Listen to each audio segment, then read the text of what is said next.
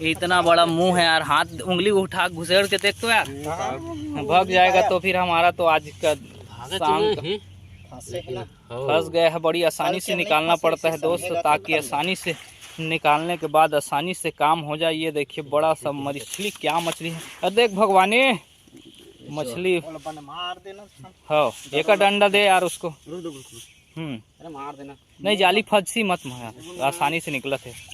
अब वो नहीं भागेगा यार, हमारे कब्जे में आ गया है। वो कैसे भागेगा, भाग गया तो हम से उल्लू पट्टा कोई आदमी नहीं है। अगर मछली हम भगा लिए और जमीन के बाद लाने के बाद भी भगा लिए। ये देखिए देखिए देखिए देखिए, अरे अरे अरे कूद रहे, अरे यार टेंशन में। हाँ हाँ हो गया उसका। हाँ अब निकाल भैया। कितना किलो का हो? 1.5 किलो होगा यार विठल, अंदाज तो 1.5 किलो का मछली है। ये देखिए, हाँ फोटो खिंचा भैया इसके साथ विठल भाई।